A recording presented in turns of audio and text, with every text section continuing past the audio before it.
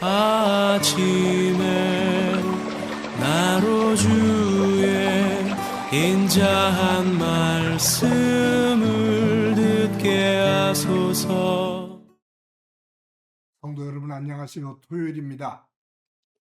오늘도 하나님의 사랑이 여러분들의 삶의 자리에 가득하기를 간절히 소망합니다. 말씀 한 것 봅니다. 마태복음 3장 11절부터 17절까지의 말씀을 봉독해 드립니다. 나는 너희로 회개하게 하기 위하여 물로 세례를 베풀거니와 내 뒤에 오시는 이는 나보다 능력이 많으시니 나는 그의 신을 들기도 감당하지 못하겠노라.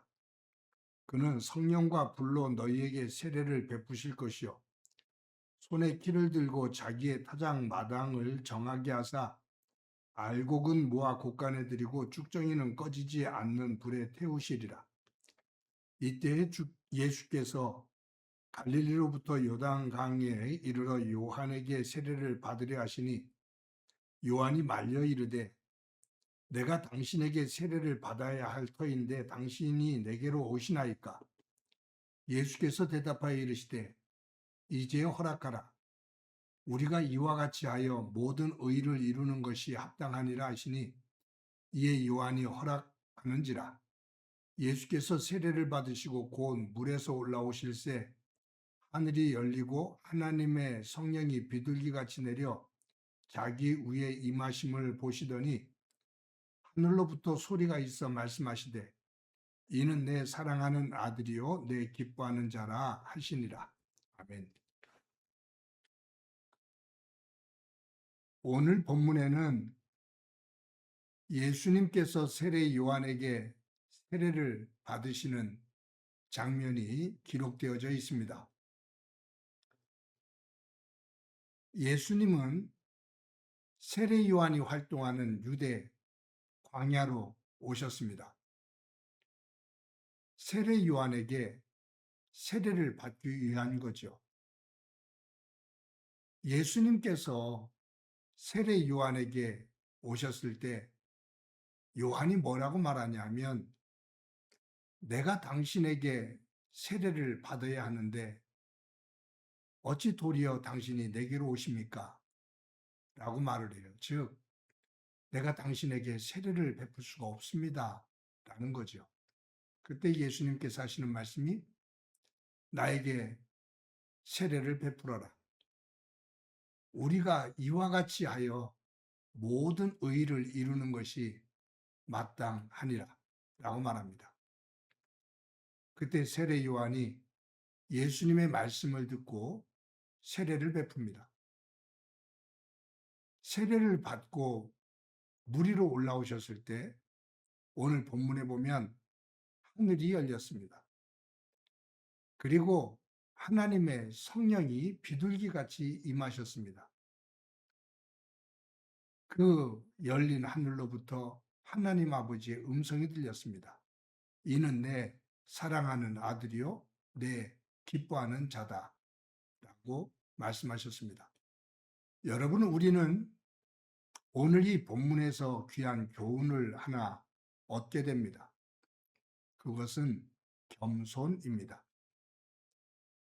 하나님의 아들이신 예수님께서 세례 요한에게 세례를 받으실 이유가 없습니다. 세례 요한이 세례를 베푸는 의미는 죄를 씻는 의미거든요. 그리고 죄로부터 벗어나 새로운 사람이 되어지는 거듭남의 의미를 가지고 있거든요. 예수님은 죄가 없으신 하나님의 아들이십니다. 세례를 받을 이유가 하나도 없어요. 그런데 예수님께서 세례를 받으십니다. 세례 요한에게 세례 주기를 부끄러워하며 거부하는 요한에게 우리가 이와 같이 하여 모든 의를 이루는 것이 합당하다라고 말씀하셔요. 즉 무엇이냐면 예수님은 이 땅에 오셨을 때 하나님의 아들로서 인간의 몸을 입고 이 땅에 오셨지만 한 인간으로 오셨습니다. 우리는 이 신성과 인성, 이 두 가지를 다 가지고 계신 예수님에게서 인성의 부분은 우리는 자꾸 뒷전으로 해요. 신성만을 봐요. 그러니 예수님께서 울고 힘들어하시고 그 십자가의 죽음 앞에서 땀방울이 핏방울이 되도록 기도하시고 십자가 위에서 엘리엘리 라마 사박다니라고 고통스럽게 외치시는 예수님의 그 고통과 그 아픔, 슬픔을 우리는 잘 기억을 하려고 하지를 않아요. 왜냐하면 예수님은 하나님의 아들이시니 그 모든 고통, 그 슬픔을 뛰어넘는 그것을 겪지 않는 분으로 우리는 생각을 해요. 아니요. 예수님은 하나님의 아들이시지만 우리와 똑같은 인간의 몸을 입고 이 땅에 오셨습니다. 그래서 인간이 겪게 되는 희, 노, 애, 락 모든 것들을 똑같이 경험하셨어요. 그 속에서 순종하시는 거죠. 우리와 똑같은 성정을 가진 분으로서 하나님 아버지의 말씀 앞에 철저하게 순종하셔요. 말씀드린 것처럼 인류가 죄를 지은 것은 하나님의 말씀에 불순종했기 때문이거든요. 더 높아지기 위해서. 그런데 예수님은 이 땅에 오셔서 죽기까지 낮아지시는데 이 세례를 받는 의미도 바로 그런 겁니다. 겸손입니다. 낮아지심입니다. 한 사람이 겪게 되어지는 죄의 아픔, 그 씻김을 받는 그 은혜의 세계, 그 모든 것들 하나에서부터 끝까지 똑같은 모습으로 임하셨던 겁니다. 예수님의 겸손이죠. 그래서 예수님의 생애는 순종으로 시작해서 순종으로 끝납니다. 겸손으로 시작해서 겸손으로 끝납니다. 저와 여러분들이 예수님을 믿으며 그 예수님께서 보여주신 그 삶의 겸손함과 낮아짐, 그리고 죽기까지 순종하시는 예수님의 그 모습을 닮아갈 수 있는 삶이 되기를 소망합니다. 저는 예수를 믿는 사람들이 하나님의 은혜로 구원을 받고 자존감 있는 모습으로 살기를 원합니다.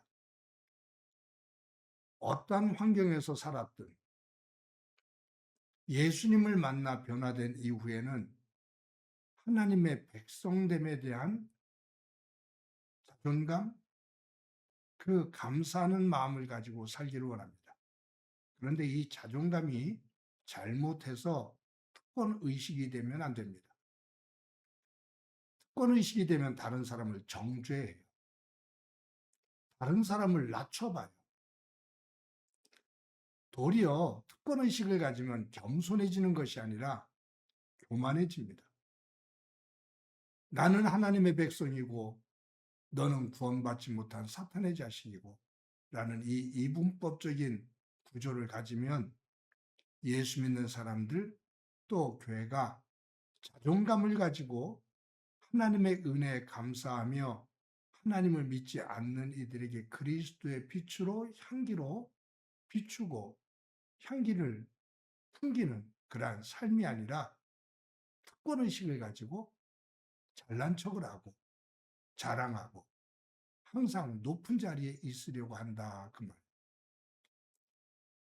오늘도 이 말씀을 묵상하면서 하루를 살아갈 때 예수를 믿는 특권이 아닌 예수를 믿는 자존감을 가지고 하나님의 사람답게 예수님의 삶을 닮아가는 소중한 삶이 되어지기를 간절히 소망합니다. 오늘 본문에 예수님께서 겸손한 모습으로 세례 요한에게 세례를 받고 물 위로 올라오셨을 때 하늘 문이 열렸습니다. 하나님의 성령이 비둘기같이 임했습니다. 그리고 하늘로부터 이는 내 사랑하는 아들이요 내 기뻐하는 자다 라는 음성이 들렸습니다. 오늘 본문에 성부, 성자, 성령, 삼위일체 하나님 모두가 이곳에 임하고 계십니다. 하나님의 마음이죠. 한 마음이에요.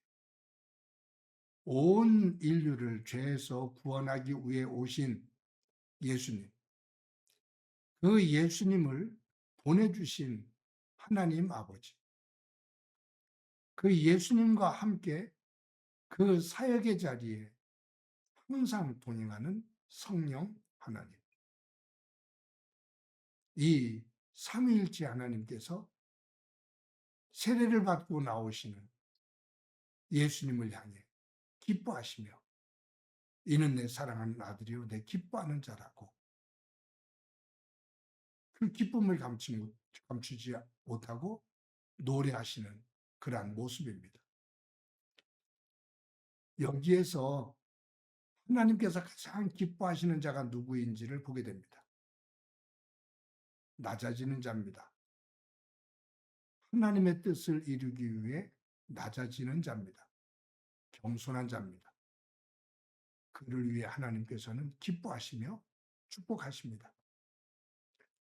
오늘도 저와 여러분이 하루를 살아가면서 겸손하게 순종의 길을 걷고 그 위에 이는 진정 내 자녀고 내 나라의 백성이라고 내가 기뻐하는 자라고 하나님께서 선포하시는 귀한 삶이 되어지기를 소망합니다. 한번 기도합니다.